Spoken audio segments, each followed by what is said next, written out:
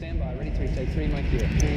Cable News Network. Liftoff of the Space Shuttle mission. Obviously a major malfunction. And man odometer has been... Something is happening outside. And the information supervised. Never again. Tens of thousands of Tutsis and Margaret Putin. Princess Diana has died. Weapons of mass destruction. The mortgage crisis. Michael Jackson has died. Has decided.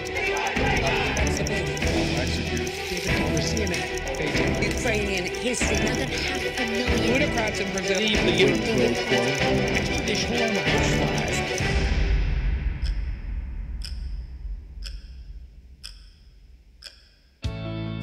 Passo muito importante. E o desafio me move, sim. Você fica como quem sonha, você realmente fica nas nuvens. Claro que eu disse sim. Alguém com 50 anos de carreira pouco espera de novidade na sua carreira ao cumprir meio século de atividade profissional. Eu não tinha plano nenhum em voltar a trabalhar novamente na televisão. Em absolutamente nada.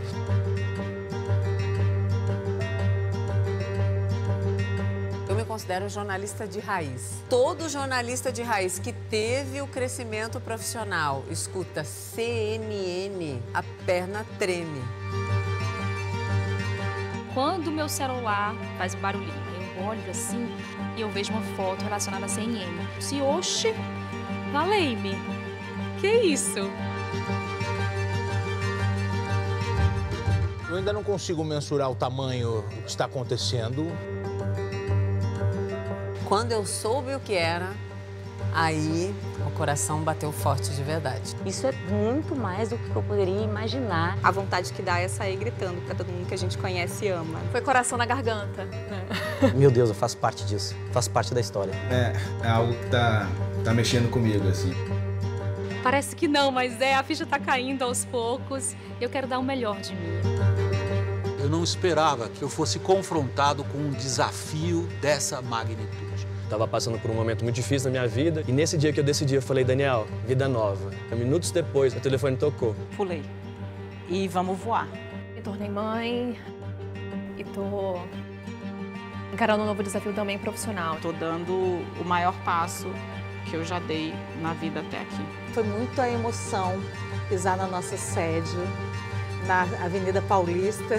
Sinceramente, me deu vontade de chorar, tô com vontade de chorar agora. Foi só não uma mensagem profissional, assim, sabe? Era um sinal me falando, vem, aceita. Eu me arrepiei, assim.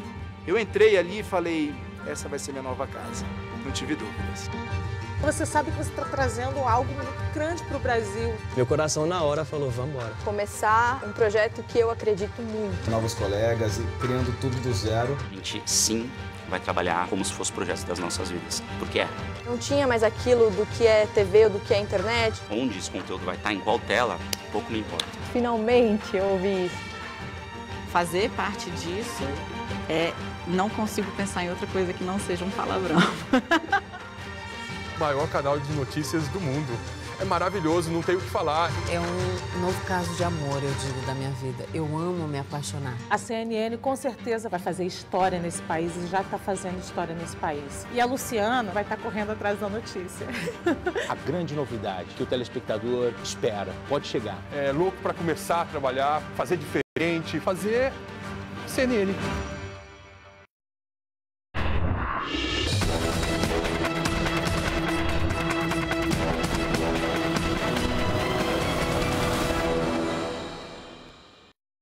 I'm CNN's Wolf Blitzer in Washington, D.C. CNN is the world's #1 news network, reaching hundreds of millions of people in every corner of the globe. For the past 40 years, CNN journalists around the world have brought you the very latest news and analysis 24 hours a day.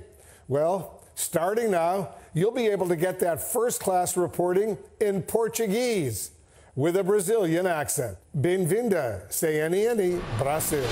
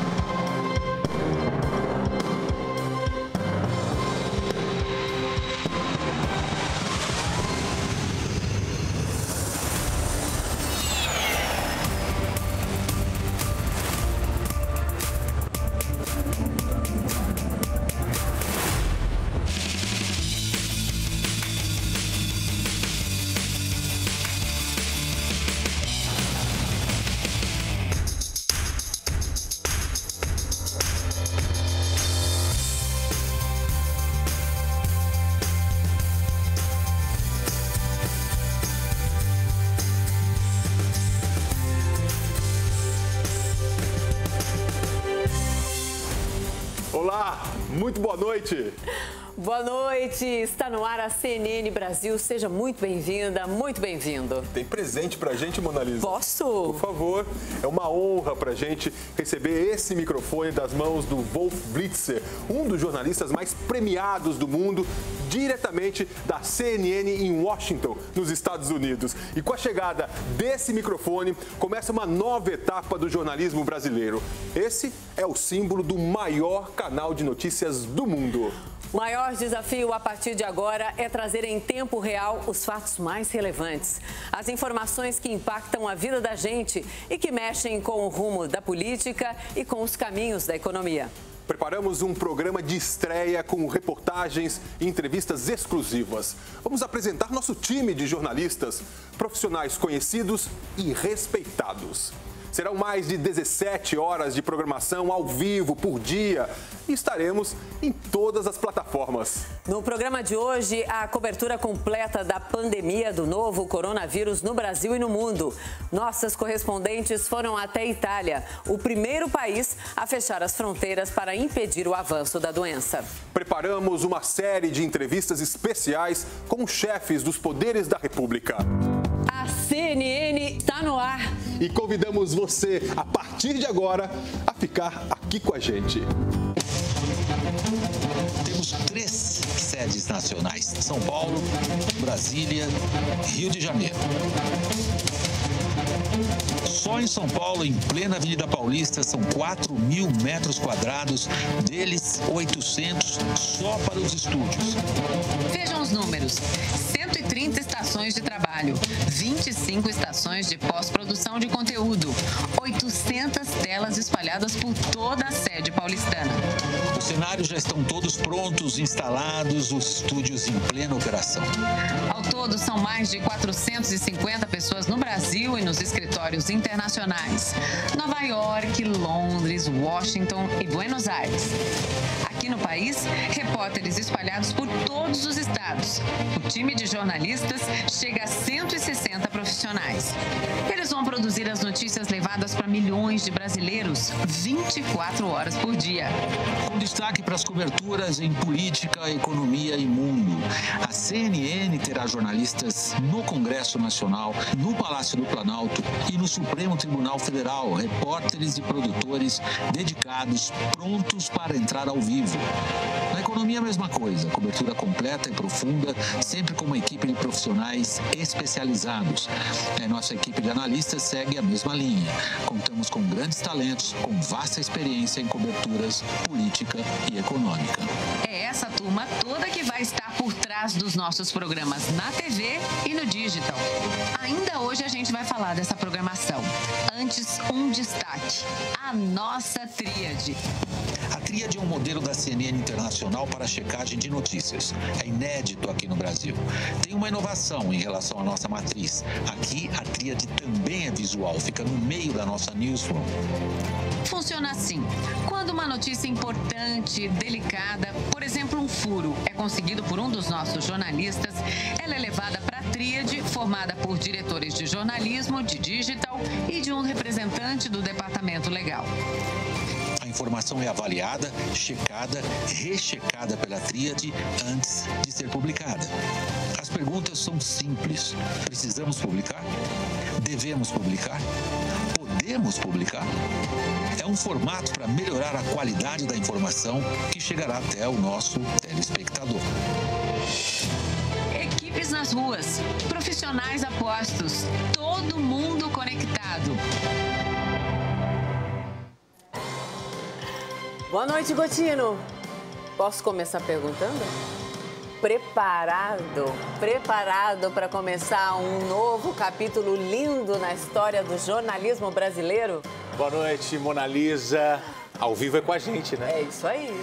Boa noite, pronto, muito feliz em fazer parte deste momento. Boa noite para você que está em casa. A CNN Brasil chega depois de um ano de muito trabalho. O objetivo é levar informação com qualidade, pluralidade. E a nossa estrutura, como você viu, é compatível com o maior canal de notícias do mundo. Mas ainda deixamos uma última novidade para o dia da estreia. Veja comigo, o nosso painel em Brasília, a poucos metros do centro do poder no país. Lá está a nossa marca, o maior logotipo da CNN em todo o mundo. São 91 metros quadrados, a 50 metros de altura. Importante para que todos os moradores, turistas e aqueles que trabalham na capital federal saibam que estamos lá, de olho nas decisões que mudam o rumo da vida dos brasileiros. Estamos no ar. A CNN abre a programação também com uma cobertura especial sobre o assunto que afeta o mundo todo. A pandemia do coronavírus, que já mudou a rotina de muitos brasileiros. É isso, Gotino. Durante o CNN no ar, nossos repórteres espalhados pelo Brasil e pelo mundo vão trazer as principais informações. Nesse primeiro giro, vamos ao vivo a São Paulo, ao Rio de Janeiro, a Brasília e a Washington, nos Estados Unidos. A gente começa pela porta de entrada, então, do vírus aqui no Brasil, que são, os aeroportos. A repórter Roberta Russo está em Guarulhos, o terminal mais movimentado do país. Boa noite, Roberta. Oi, Moana. Boa noite para você. A gente fala direto do aeroporto de Guarulhos, na Grande São Paulo. E olha, a companhia aérea American Airlines cancelou 75% dos voos, incluindo todos para o Brasil a partir de amanhã até o dia 6 de maio. Daqui de Guarulhos, eles deixam de sair a partir da meia-noite da terça-feira, por causa do fuso horário.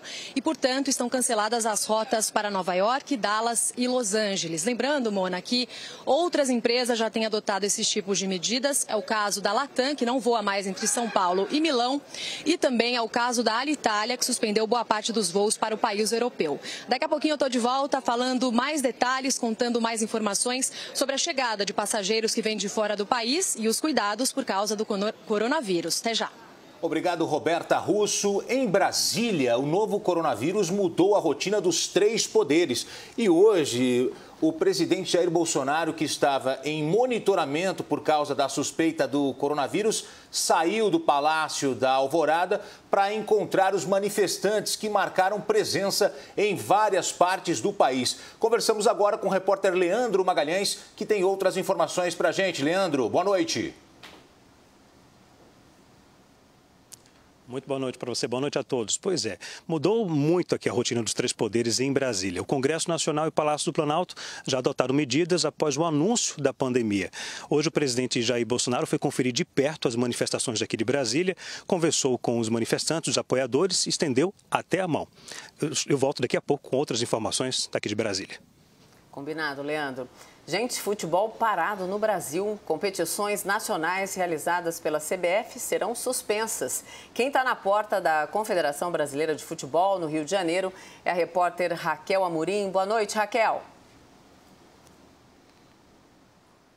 Oi, Mona Lisa, boa noite para você. Pois é, a CBF suspendeu as competições nacionais em resposta à pandemia de coronavírus. A decisão afeta a Copa do Brasil, Campeonatos Brasileiros Femininos, Sub-17 e a Copa do Brasil Sub-20. A recomendação é de que as federações estaduais de futebol, que têm autonomia para decidir, também sigam a determinação. Aqui no Rio de Janeiro e em São Paulo, a reunião para analisar a continuidade dos estaduais será realizada amanhã. Em Minas Gerais, a federação confirmou a paralisação a partir de terça.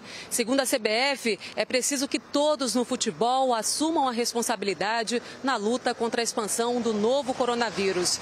A suspensão dos torneios nacionais começa nesta segunda-feira por tempo indeterminado. Daqui a pouquinho os detalhes. Obrigado, Raquel Amorim. E as últimas informações sobre as medidas de combate ao vírus nos Estados Unidos, direto de Washington. Quem fala com a gente é a nossa correspondente Núria Saldanha. Núria, boa noite. Boa noite, Gotino. Aqui nos Estados Unidos, o presidente Donald Trump declarou estado de emergência nacional. E para evitar um colapso da economia norte-americana, o Banco Central do país anunciou agora há pouco redução da taxa básica de juros para a faixa de 0 a 0,25%, o que não acontecia desde a crise econômica global de 2008. Já são mais de 3 mil casos de coronavírus nos Estados Unidos e também 62 pessoas morreram. Daqui a pouco eu volto com mais informações sobre medidas que o governo americano está tomando para conter esse vírus. Combinado, Núria. E é justamente sobre essa notícia que nós vamos agora conversar, repercutir com a nossa analista de economia, a Raquel Landim. Raquel, boa noite para você. Uma decisão que mexe, com a economia mundial, domingo à noite. Já te pergunto o seguinte, é alívio ou é sinal de alerta ou os dois, Raquel? Boa noite, Mona. Boa noite, Gotino. Boa noite a você que nos assiste. Isso a gente vai ter que esperar a abertura dos mercados, Mona, mas os índices futuros estavam caindo, tamanha a surpresa. O Banco Central americano anunciou 3 movimentos importantes. O primeiro foi o corte da taxa de juros para perto de zero. Foi o segundo corte inesperado e este ocorreu num domingo, às vésperas da reunião que já estava marcada para quarta-feira. O segundo foi uma injeção de 700 bilhões de dólares na economia, trocando títulos para dar liquidez aos bancos e às empresas. E o terceiro é uma operação que foi muito utilizada na crise de 2008, de uma troca de moeda com o Banco Central da Inglaterra, da Suíça, o Banco Central Europeu, para evitar as variações abruptas nas moedas. A percepção dos investidores com quem eu conversei agora há pouco é que o Federal Reserve, o Banco Central americano, partiu para o tudo ou nada contra os impactos econômicos do coronavírus. Raquel, e as consequências aqui para o nosso mercado? Amanhã, cedinho. Mona, certamente as bolsas devem reagir e o mercado de câmbio também. E vai ter um impacto importante aqui na reunião do nosso Banco Central, que acontece também na próxima quarta-feira. Antes desse movimento tão abrupto do Banco Central americano, se estava esperando que o BCE aqui cortasse os juros em cerca de 0,25 ponto.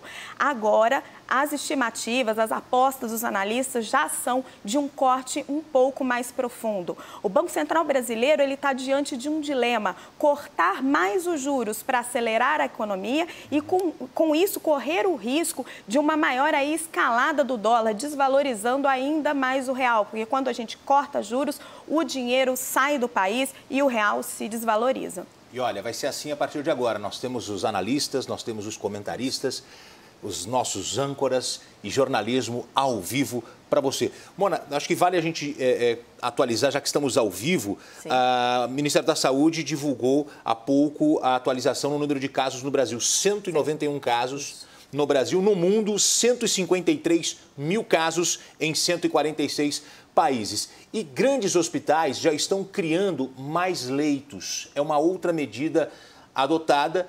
E a gente vai falar agora sobre a telemedicina, que também é uma medida adotada importante, que é o atendimento à distância. Sim, o isolamento, Gotino, muda a rotina de quem está contaminado, doente e também, claro, da população em geral.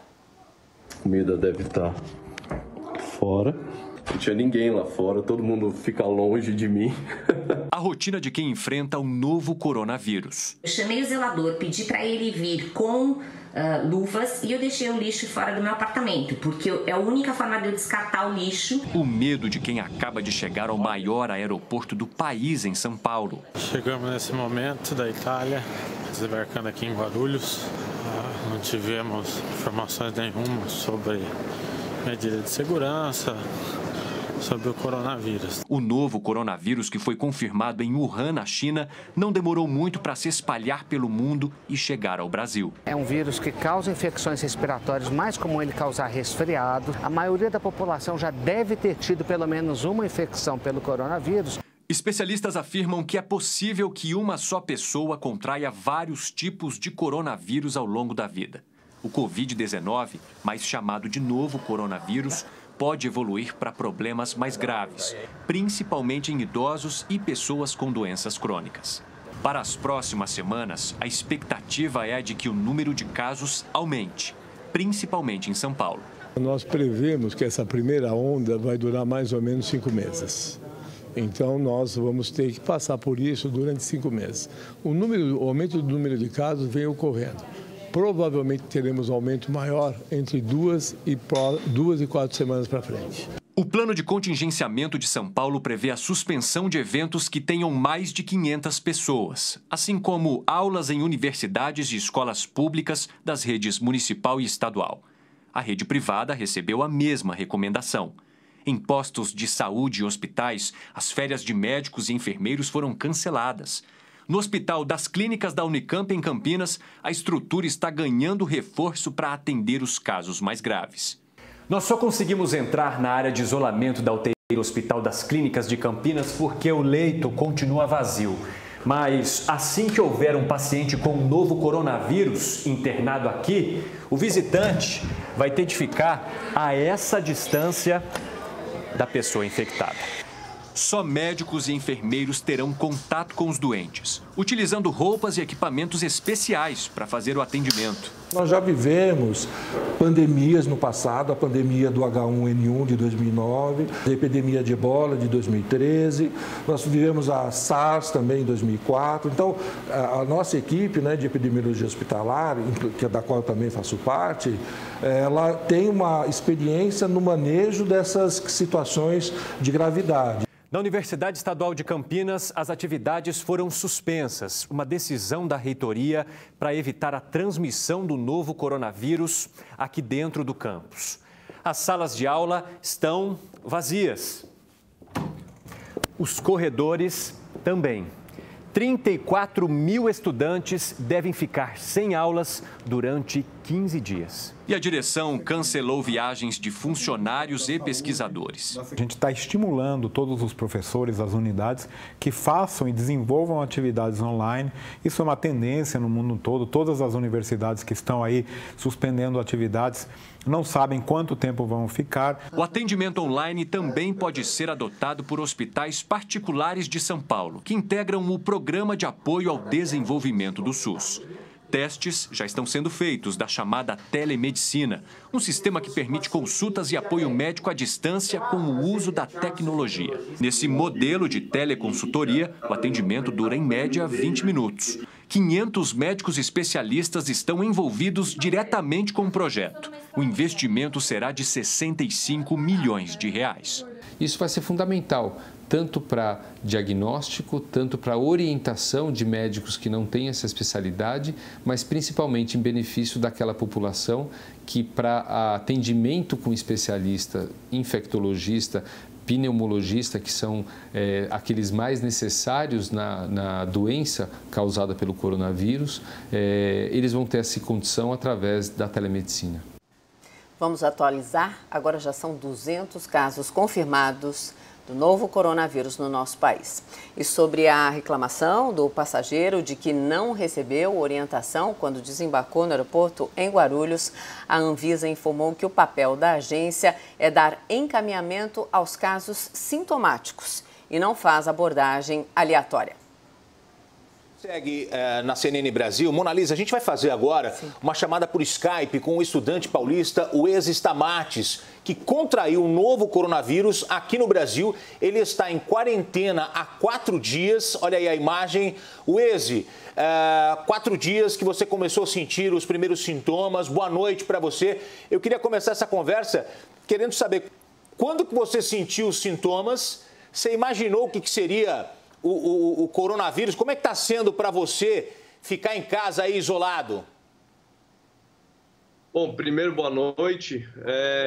Sim, senti os sintomas há uns 4 dias atrás, né?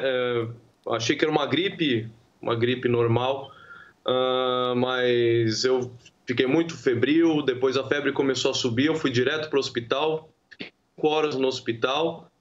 Eu estava sem um sintoma e demorou umas 26 horas para sair mais ou menos o resultado, né? Foi um choque, né? E agora eu estou aqui há uns 4, acho que é o 4º ou 5º dia que eu estou aqui. Wes, você mora com os seus pais, né? Você mora, enfim, com a sua família.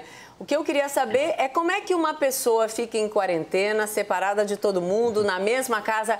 Qual que foi a nova rotina aí adotada entre vocês para que você não passe para os seus familiares? O meu quarto fica sempre com a porta fechada, as janelas ventilam, né, o ar, eu tenho que deixá-las abertas sempre. E toda hora que eu vou receber comida, eu tenho que lavar as mãos com álcool e gel. Minha mãe deixa uma comida numa bandeja, eu vou lá e busco a comida, fecho a porta. Para devolver, eu desinfeto com o spray que eu tenho aqui. e deixo na mesma bandeja, né? Sempre passando álcool em gel o tempo todo. Olha, estamos conversando com o Uesis Stamatis, ele tem o coronavírus, está isolado em casa. A namorada testou positivo hoje, né, Uesis? Você pode falar sobre isso? E eu queria saber, os seus amigos que viajaram com você também estão fazendo os testes e você não tem ideia de quem você pegou? Então, Reinaldo, eu não sei de quem eu peguei. Muitas pessoas me perguntam a mesma coisa, né? Tive muitas perguntas no Instagram. Onde você pegou, onde você contraiu a doença? Então, eu não sei. Eu estava no Rio de Janeiro. Muitos médicos me ligaram, falaram que a doença iria se manifestar em torno de 1 a 3 dias. Então, eu peguei desse tempo que eu senti o sintoma para trás, né? Eu acabei de falar com um amigo meu agora, ele disse que deu negativo e ele estava dormindo aqui na minha casa, tive contato com ele. Isso foi na terça-feira mesmo e eu deixei a minha namorada na segunda-feira no aeroporto de Guarulhos, a gente namora à distância, e infelizmente o dela deu positivo, porém ela não teve nenhum sintoma até agora, nenhum sintoma. Então, isso é uma coisa muito esquisita, né? Porque eu perguntei, eu tenho amigos médicos que falam, não, é normal, tem muitas pessoas sem sintomas andando por aí e não sabem que tem o coronavírus e pode passar para outras pessoas. Uesis Stamatis, obrigado pela participação aqui na CNN Brasil, falando sobre o coronavírus. Ele está em casa, isolado, e contou essa experiência que ele está tendo junto com a família, ele isolado no quarto. Obrigado pela participação.